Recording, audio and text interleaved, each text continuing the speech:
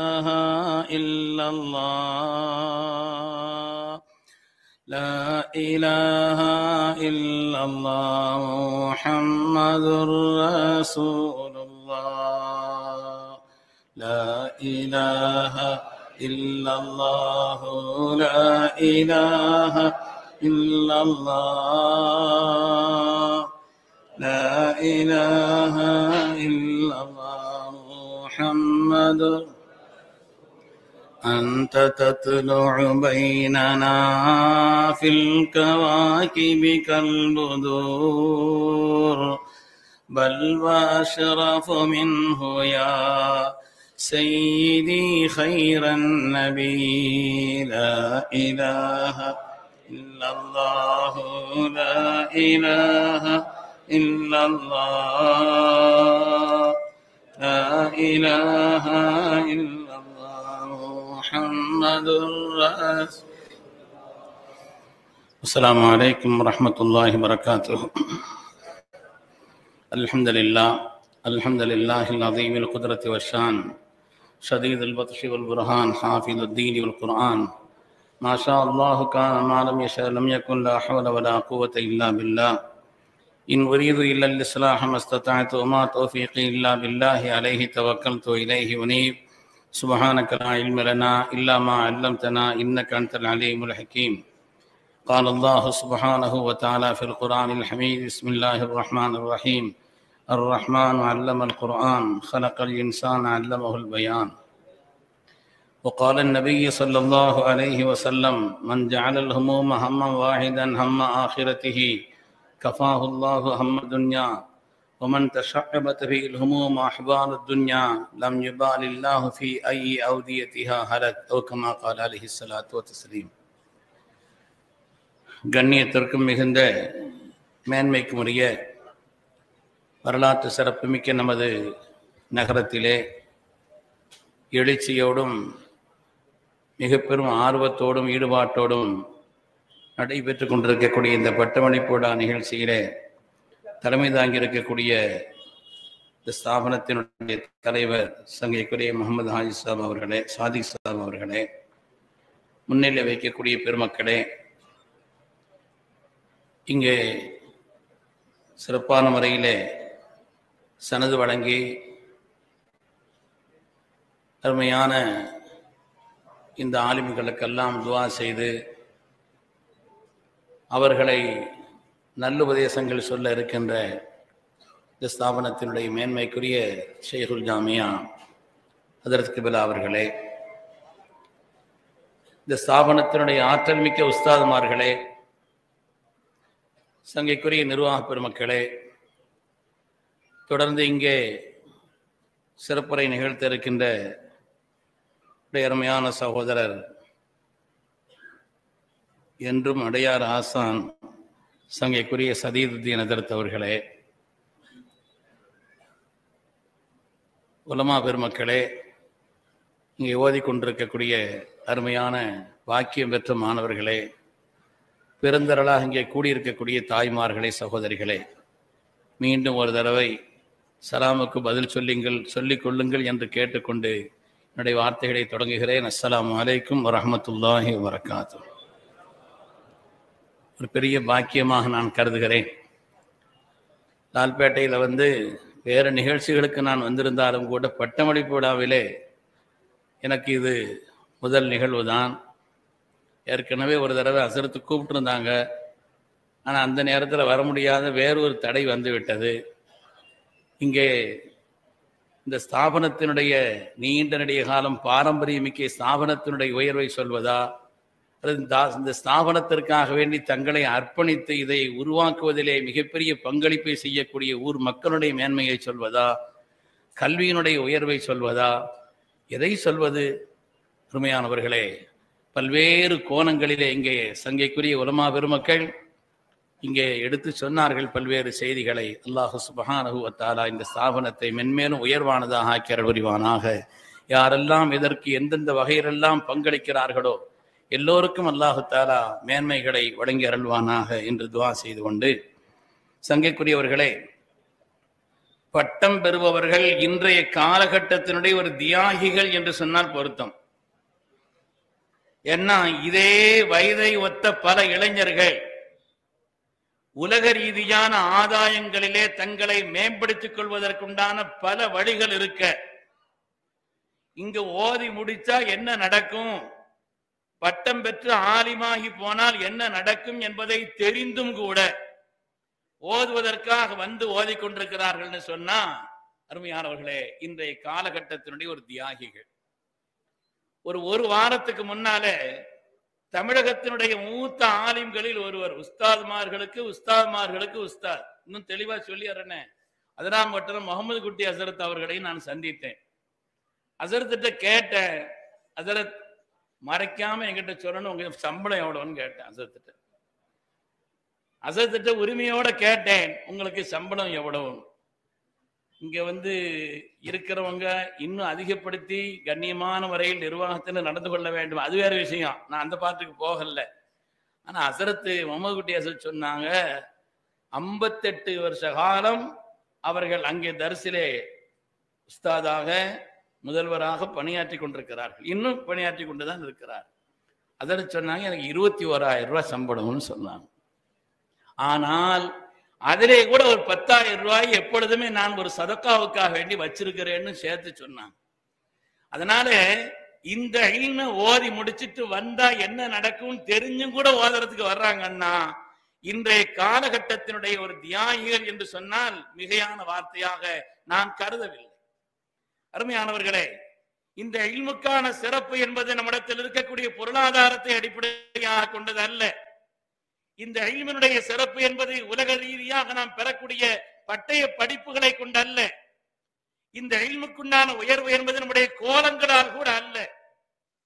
நாம் கால அல்லாஹ் கால ரசூலுல்லாஹி ஸல்லல்லாஹு அலைஹி வஸல்லம் என்றும் இந்த தீனை மக்களுக்கு சொல்கிறோமே, அதை கொண்டுதான் நமக்கு பெருமையும் உயர்வும் கண்ணியமும். அதை கொண்டுதான் நாம் இல்மினுடைய நபிமார்களுடைய வாரிஸ், நபிமார்கள் மாத்திரமல்ல சஹாபாக்களுடைய வாரிசீன்கள், நாம் அஇம்மத்துகளுடைய வாரிசுகள் என்று அறியப்படுகிறோம் என்று சொன்னால், தீனை மக்களிடத்தில் தீனை நிலைவர செய்வதற்காக வேண்டி நாம் முயற்சிக்கிறோமே, அதுதான் காரணமே, அல்லாது கோலம் அல்ல. இமாம் அபூ ஹனீஃபா ரஹ்மத்துல்லாஹி அலைஹி அவங்க ஹஜ்ஜுக்கு போயிருந்தாங்க, நமக்கு எல்லாம் தெரிந்த பிரபலமான நிகழ்வு தான். அவங்க சொன்னாங்க, எனக்கு ஒரு நாவிதர் 5 அதவுகளை கற்று தந்தாருன்னு சொன்னாங்க. நான் கொஞ்சம் அது விஷயத்துல கவனம் இல்லாம இருந்துட்டேன். இமாம் இல்லாத யாருன்னு சொன்னா அது அதனுடைய அந்தஸ்து என்னங்கிறது நமக்கு விளங்கும், அவங்க யாருன்னு. நான் ஒரு 5 விஷயங்களில் கவனக்குறைவாக இருந்து விட்டேன், எனக்கு ஒரு நாவிதரை சொல்லி தந்தாருன்னு சொன்னான். என்னன்னு கேட்டாங்க, நான் போய் அரபா முடிச்சுட்டு முஸ்தலிஃபா முடிச்சுட்டு மினாவுக்கு வந்து ஜம்ராவில் கல் அடிச்சுட்டு தலைமுடி இறக்குவதற்காக வேண்டி அமர்ந்த நேரத்தில் நான் அவரிடத்திலே தலைமுடி இறக்கிறதுக்கு சுட்டி எவ்வளோன்னு கேட்டேன், பணம் எவ்வளோன்னு கேட்டேன். இது பேரம் பேசக்கூடிய இடம் அல்ல, கண்ணியமா நடந்துக்கங்கன்னு சொன்னார். சார் நாம கண்ணியமா நடந்திருக்கலாமே, கேட்காமே நல்லபடியா கொடுத்துருக்கலாமே அப்படின்னு எனக்கு கொஞ்சம் ஒரு யோசனை. ஒண்ணு. ரெண்டாவது, நான் உட்கார்ந்த உடனே அவங்க சொன்னாங்க, கிபிலா முன்னோக்கி உட்காருங்க, நீங்க இப்படி உட்கார்ந்து இருக்கிறீங்களேன்னு சொன்னாங்க. ஆஹா, அப்படி கிபிலாவுக்கு முன்னோக்கி உட்கார்ந்து அதற்கு பிறகு நான் தலைமுடி இறக்க சாய்த்து கொடுக்கிறேன்.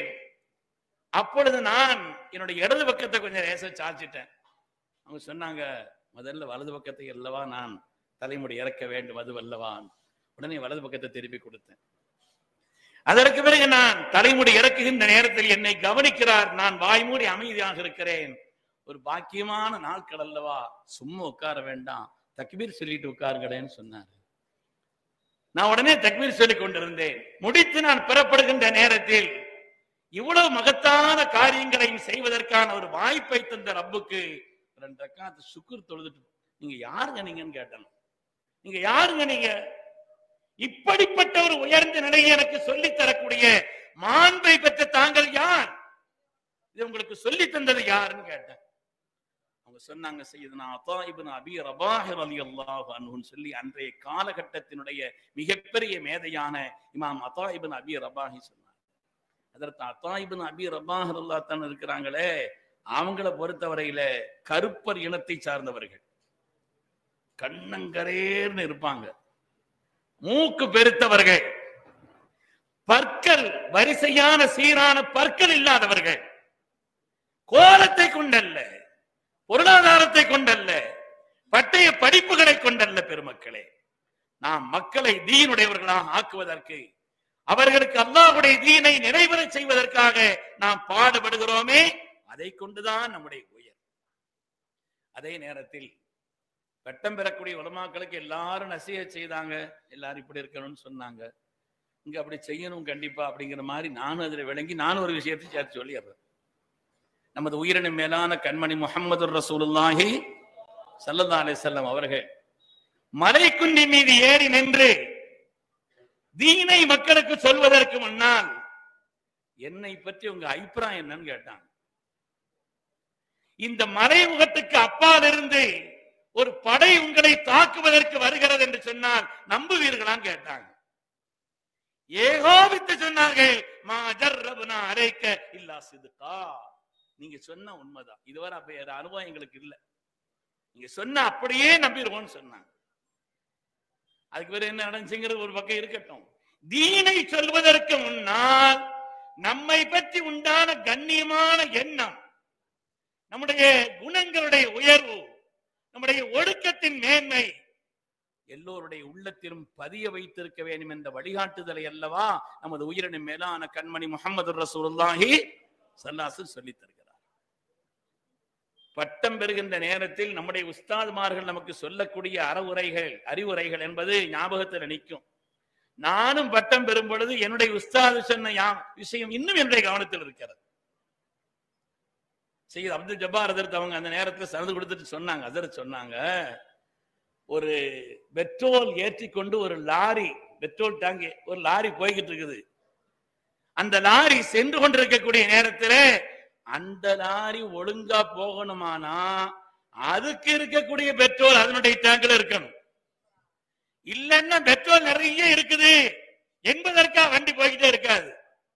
அங்க இருக்கக்கூடிய ஒரு இடத்திலே அந்த வண்டிக்குண்டான அந்த டேங்க்ல அது பெட்ரோல் இல்லைன்னா வண்டி நின்றும். அது மாதிரி வத்தகுல்லாஹ் வ யுஅல்லிமுக்குமுல்லாஹ். எனக்கும் உங்களுக்குமா சொல்கிறேன், எனக்கு 2 காது இருக்குது, அதனால சேர்த்து சொல்றேன்.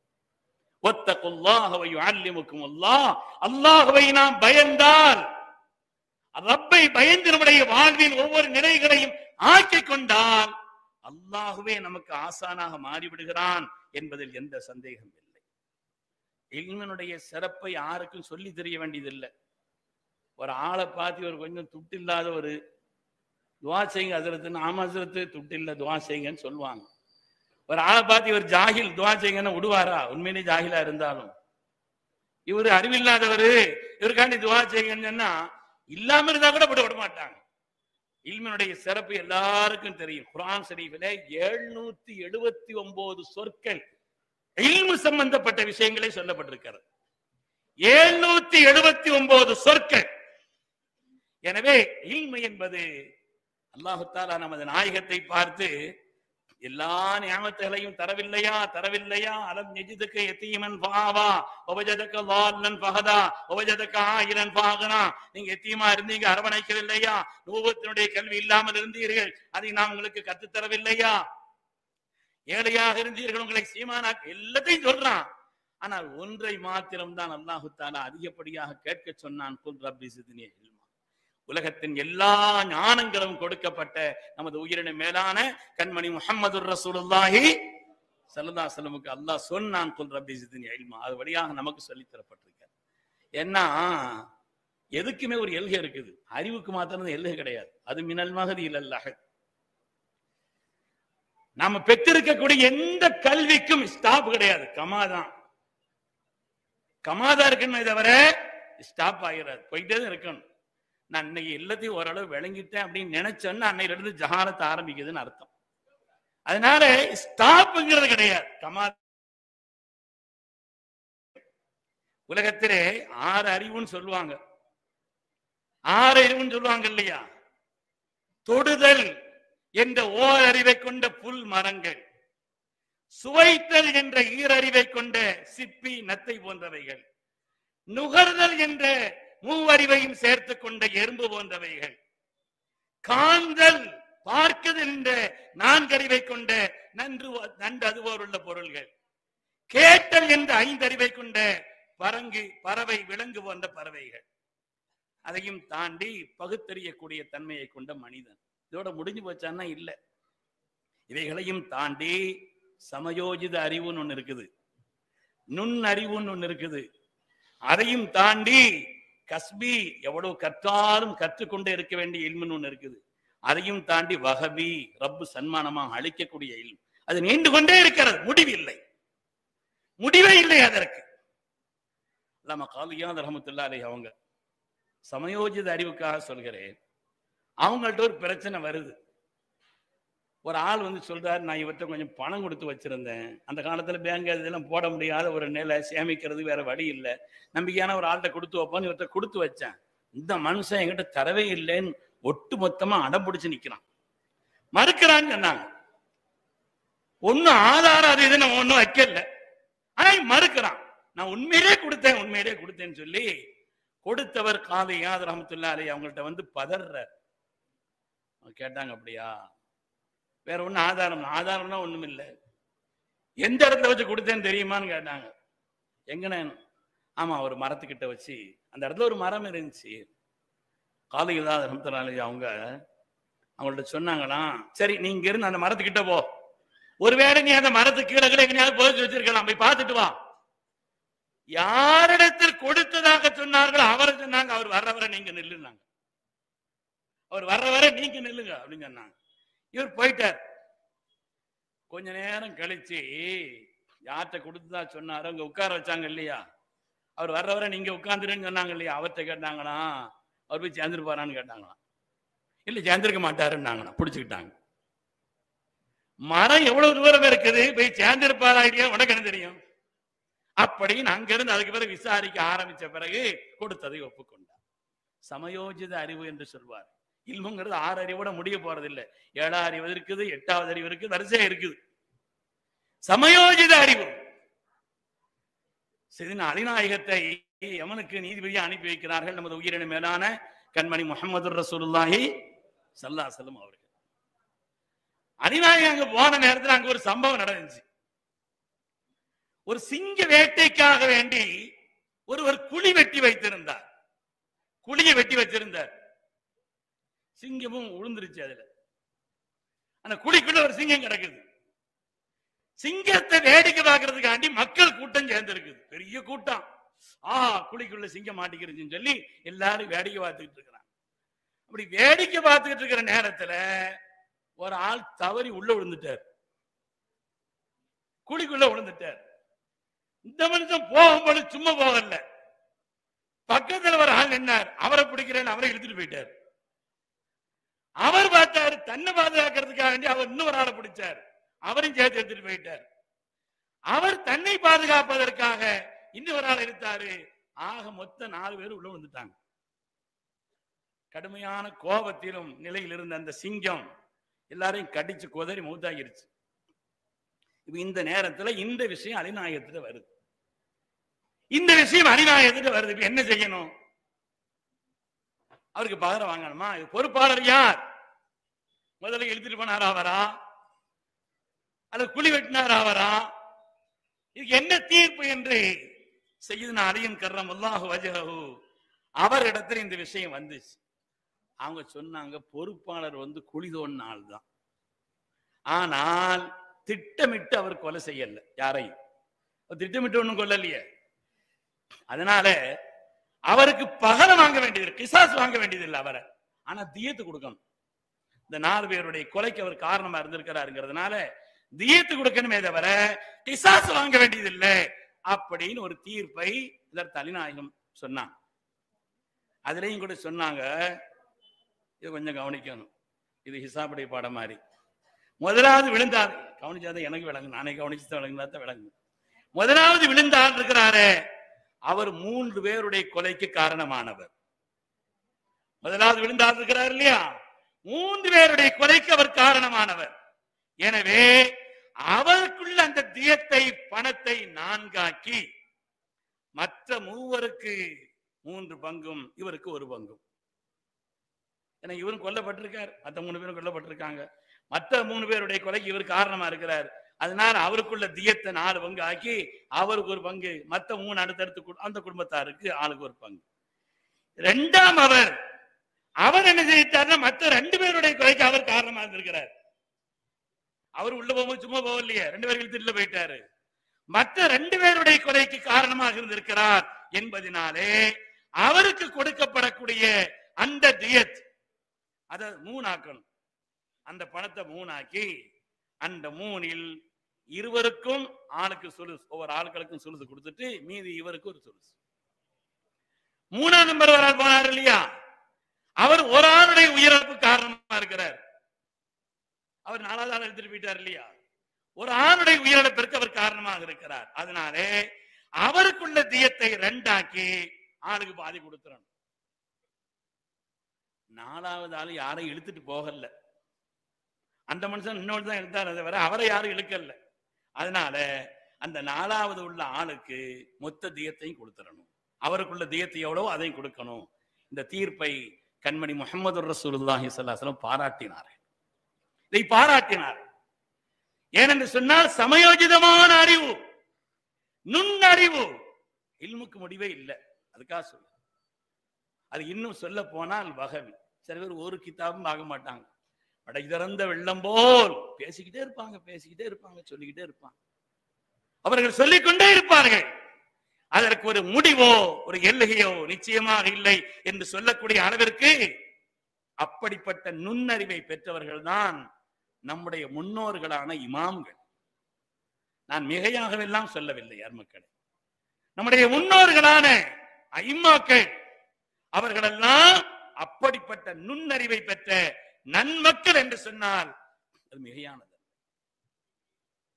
ஏனென்றால் இமாம் அபூ ஹனீஃபா ரஹ்மத்துல்லாஹி அலைஹி மாத்திரம் இங்க பெரிய உஸ்தாதுமார்கள் இருக்கிறாங்க, அவங்கள்ட்ட கேட்டா இன்னும் விவரமா தெரியும். அதற்கு இமாம் அபூ ஹனீஃபா ரஹ்மத்துல்லாஹி அலைஹி மாத்திரம் தங்களுடைய கிதாபிலே ஃபர்தி மஸ்அலா, இப்படி வந்தால் இப்படி இருக்கணும், இப்படி ஒரு காரியம் ஏற்பட்டு விட்டால் அதனுடைய முடிவு இப்படி இருக்கணும் என்று சொல்லக்கூடிய கற்பனையாக இப்படி வந்துச்சுன்னா இப்படி ஆயிரும் அப்படின்னு அந்த ஃபர்தி மஸ்அலாக்களை மாத்திரம் கிட்டத்தட்ட இமாம் அபூ ஹனீஃபா ரஹ்மத்துல்லாஹி அலைஹி அவங்க 6000 மஸ்அலாக்கள் எழுதியிருக்கிறார். ஒரு சுப்ஹானல்லாஹ் சொல்லிக்கங்க, சொல்லுங்களேன் சத்தம் போட்டு. கொஞ்ச நஞ்சம் அல்ல, இமாம் அபூ ஹனீஃபா ரஹ்மத்துல்லாஹி அலைஹி மாத்திரம் இப்படி ஒரு சம்பவம் நடந்தால் என்று இந்த ஃபர்தி மஸ்அலாக்களை மாத்திரம் கிட்டத்தட்ட 6000 மஸ்அலாக்கள் எழுதி வைத்திருக்கிறார். சமீபத்தில் கேரளத்தில் ஒரு சம்பவம் நடந்துச்சு. அதாவது ஒரு ஆள் தன்னுடைய வீட்டில் ஒரு மரத்தை நட்டு அதை வளர்த்துட்டு இருக்கிறார். நடந்த சம்பவம் அது நல்ல செழிப்பான மரமாக வளர்ந்து கிளை விட்டு பக்கத்திலே இல்ல பள்ளிவாசல், விசாலமான மைதான பள்ளிவாசல்ல, அந்த பள்ளிவாசலுடைய கிளை இறங்கி அங்கேயும் கிளை விட்டு பெரிய பெரிய மரங்களாக பள்ளிவாசலுடைய முற்றத்துல வளர்ந்துருச்சு. பள்ளிவாசல் நிர்வாகிகள் பாக்குறாங்க, சரி நமக்கு ஒரு நல்ல சொத்து கிடைச்சிருக்கு, அதனால மரத்தை வெட்டி வித்தர வேண்டியதான்னு சொல்லி முடிவு பண்ணி மரத்தை வெட்டுறதுக்கு ஏற்பாடு செய்யும் பொழுது வீட்டுக்காரர் சொல்றாரு, அதெல்லாம் வெட்டக்கூடாது, அது உங்க மரம் இல்லை, அது என் மரம், எங்க வீட்டுல நான் மரம் அல்லவா, இங்க இருந்தான கிளை வந்திருக்குது, அதனால உங்களுக்கு சொந்தமானது அல்லன்னு சொல்றாரு. அங்கே ஏதாவது ஒரு சின்ன பிரச்சனைன்னா உஸ்தாமார்கிட்ட போய் கேட்பாங்க, என்ன செய்யான்னு சொல்லி உலமாக்கள்கிட்ட கேட்டு முடிவு செய்யற பழக்கம் இன்னும் நிறையவே இருக்குது. அதனால அங்க பள்ளியினுடைய இமாம்கிட்ட போய் சொன்னாங்களா, ஹஸ்ரத் நாங்க அந்த மரத்தை வெட்டணும் பள்ளி முற்றத்துல உள்ளத அப்படின்னு சொன்னா, அவர் எங்க வீட்டுல தான் ஆரம்பத்துல மரம் நட்டு அதனுடைய கிளைகள் தான் அங்க வந்திருக்குது, உங்களுக்கு சொந்தம் இல்லை, அது எனக்கு தான் சொந்தம்னு அவர் சொல்லிக்கிட்டு இருக்கிறாரு, இதுல மார்க்கம் என்ன ஹஸ்ரத், இதுல மார்க்கம் என்ன, பத்துவா என்னன்னு கேக்குறாங்க. அந்த ஹஸ்ரத் பாக்குறாங்க, இது புது மசாலாவா இருக்குது, சரி நான் பார்த்து சொல்றேன், என்னுடைய உஸ்தாத்மார்களை கேட்டு சொல்றேன்னு சொல்லிட்டார். இந்த விஷயத்துக்கு ஒரு தீர்வு காணணுங்கிறதுக்காக வேண்டி தன்னுடைய உஸ்தாதை தேடி செல்கிறார். அவங்க உஸ்தாது பேர் மீராங்குட்டி முஸ்லியார், அவர் ஓதுன ஒரு ஹஸ்ரத். அந்த மீராங்குட்டி முஸ்லியாரை பார்ப்பதற்காக போறார். போனால் அவங்க அப்பதான் எங்கேயோ ஒரு அவசரமா ஒரு ஊருக்கு பிறப்பிட்டு கார்ல ஏறி உட்கார்ந்துருக்கிறா. ஓதுற பிள்ளைங்க தங்கிட்ட ஓதுற பிள்ளைங்க வந்தா தம் பிள்ளைகள் மாதிரி மதிக்கிறவர்கள் அல்லவா உஸ்தாதுமார்கள். அதனால மகனே என்ன வந்திருக்கிறப்பா, என்ன விஷயம்ப்பான்னு கேட்டான். இல்லை, எங்க ஊர்ல ஒரு பிரச்சனை. ஒரு ஆள் ஒரு வீட்டுல மரம் நட்டார். அந்த மரம் வளர்ந்து பள்ளி வாசலுடைய முற்றத்தில் ஆழம் விருட்சமாக அது பெரிய பெரிய விருட்சமா ஆயிடுச்சு. அதை வெட்டி வைக்கலான்னு பள்ளியாசக்காரங்க பார்த்தாச்சுன்னா அந்த வீட்டுக்காரர் விட மாட்டேங்கிறாரு, உங்களுக்கு சொந்தம் இல்லைங்கிறார். இவன் பள்ளியாசல நிர்வாகிகள் கேட்கிறாங்க, அது உண்மையிலேயே நமக்கு தான் சொந்தமா அல்லது வீட்டுக்காரர் இருக்கா தெரியலையா, நீங்க என்ன சொல்றீங்களோ மார்க்கம் எதுவும் அதை செய்து கொள்வோம் என்று சொல்லி இருக்கிறார்கள். அதனால உங்கள்கிட்ட கேட்க வந்தேன். அவரு கார்ல ஏறிட்டா அந்த மீராங்குட்டி முஸ்லியாருங்கிற உஸ்தாத். அவங்க சொன்னாங்களாம், இது பிரச்சனை ஒண்ணும் இல்லையே, ஒரு முகனி கிதாபுல போய் பாருப்பா, முகனி கிதாபுல சுல்ஹுங்கிற பாடத்துல பார். முகனி கிதாபுல சுல்ஹ் என்ற பாடத்தில் இதா நபத ரஜுலுன் ஷஜரத்தன் ஃபதார இர்குஹா ஃபநபத மின்ஹா ஷஜரத்துன் அப்படின்னு ஒரு சில வாக்கியங்களை ஆரம்பிக்கும். அதுல நீ பார்த்தன்னா அதுல தெளிவு சொல்லி இருக்குது. அதாவது அது பள்ளிவாசலுக்கு சொந்தமான மரம் அல்ல, வீட்டுக்காரருக்கும் சொந்தம். ஆனால் அந்த பள்ளியில் அந்த மரங்கள் இடம் பிடித்து இருந்ததினாலே அந்த பள்ளிக்காரங்க வீட்டுக்காரருக்கு வாடகை கொடுக்கணும், அதுக்குண்டான வாடகை கொடுக்கணும், அதான் சட்டம்னு சொன்னாங்க. எதற்கு சொல்ல வருகிறோம், அந்த முகனிங்கிற கிதாப் இருக்கிறத கிட்டத்தட்ட 800 வருஷத்திற்கு முன்னால் எழுதப்பட்ட ஒரு நூல். 800 வருடத்திற்கு முன்னால் நம்முடைய முன்னோர்களான நாதாக்களான அந்த இம்மத்துகள், அந்த சலஃபு சாலிஹீன்கள் எவ்வளவு ஆழ்ந்த ஒரு ஞானத்தோடு, இதுக்கு முடிவே இல்லை. அதனாலதான் ஒவ்வொரு நாளும் நாம ஓதன ரப்பி சித்னி இல்மா, ரப்பே எனக்கு கல்வி ஞானத்தை அதிகப்படுத்தி தாய் என்பது மாத்திரமல்ல, பேணுதலான வாழ்க்கைக்கு சொந்தக்காரர்களாக நாம் இருந்தோம் என்று சொன்னால் அல்லாஹ்வே நமக்கு சன்மானமாக இல்மை தந்து விடுவான். மில்லதுன்னா இல்மா என்று சொல்கிறானே, அந்த இல்மை, அந்த வஹபியான இல்மையும் ரப்பு தருவான். அதற்கு ஒரு முடிவே இல்லை என்பதை நாம் கவனத்தில் கொள்ள வேண்டும். அருமையானவர்களே, கூட்டத்தை நடத்துறவங்களுக்கு தான் அந்த கூட்டத்தை மணியையும் பார்ப்பாங்க, ஆட்களையும் பார்ப்பாங்க. அப்படி உள்ள ஒரு நிலை கூட்டத்தை நடந்துட்டு இருக்கிறவங்களுக்கு தெரியும். அதனாலே அல்ஹம்துலில்லாஹ் நான் உளப்பூர்வமாக பாராட்டுகிறேன். அதற்கு அவர்கள் ஜமாத்துல் உலமாவுடைய நிலையை பற்றி சொன்னார்கள். அதனுடைய ஸ்தாபகரே ஹஸரத் தான், மரியாதைக்கு என்னுடைய அமானி ஹஸரத் அவர்கள் தான். அவங்க தான் அதனுடைய துவக்கம். மதுரையிலே சுங்கம்பள்ளியிலே அதனுடைய தொடக்க தலைவராக மரியாதைக்கு ஹஸரத் பெருந்தகை அவர்கள் தான் இருந்தார். அந்தந்த காலகட்டத்தில் ஏற்பட்ட பிரச்சனைகளை எல்லாம் ஜஜ்ருல் உமம் கிதாபில் இருக்கிறாங்க இல்லையா ஹஸரத், தர்ஜுமா அரபி மூலம் இல்லாம தமிழ் மொழிபெயர்த்து வெளியிடலாமா என்று கேட்ட நேரத்தில் அதை கண்டித்து ஒரு நூலை எழுதினார். ஜஜ்ருல் உமம் அன் தர்ஜுமத்துல் குர்ஆன் பி லிசானில் அஜம் என்று ஹஸரத் அவர்கள் தனி நூலை எழுதினார். அதனாலே நாம் மக்களுக்கு தீனை சொல்லக்கூடிய அதுதான் நம்முடைய வாழ்க்கையிலே அல்லாஹ் நமக்கு தந்த சன்மானம் என்பதை, அதையே பெரிய வாக்கியமாக, அதுதான் நமக்கு வராதத். ஸல்லல்லாஹு நபிமாரிடத்திலிருந்தும் சாலிஹீன்களிடத்திலிருந்தும் இமாம்களிடத்திலிருந்தும் நாம் பெற்ற வராசத் அதுதான். அதை நாம் பாக்கியமாக கருத வேண்டும். அல்லாஹ் சுப்ஹானஹு வ தஆலா பட்டம் பெற்றிருக்கக்கூடிய, பட்டம் பெற இருக்கின்ற அருமையான இந்த செல்வங்களுடைய எதிர்காலத்தை அல்லாஹ் பிரகாசமாக ஆக்குவானாக. ஆமீன் சொல்லுங்க. துஆ செய்ய தான் வந்திருக்கிறேன். நாம் அல்லாஹ்வுடைய எதிர்காலத்தை பிரகாசமாக ஆக்கி அருள்வானா. இல்மிலே அல்லாஹ் பரக்கத் செய்வானாக. மார்க்கத்தினுடைய நடைமுறைகளை பேணி நடக்க வேண்டும் என்ற அந்த பேருடை நம்முடைய உள்ளத்தில் தந்து இறையச்சத்தோடு நம்முடைய வாழ்வின் ஒவ்வொரு சொல்லையும் செயலையும் சிந்தனைகளையும் பார்வையும் ஆக்கிக் கொள்ளக்கூடிய உயர்ந்த நசீபை அல்லாஹ் நம் எல்லோருக்கும் தந்தருள் புரிவானாக.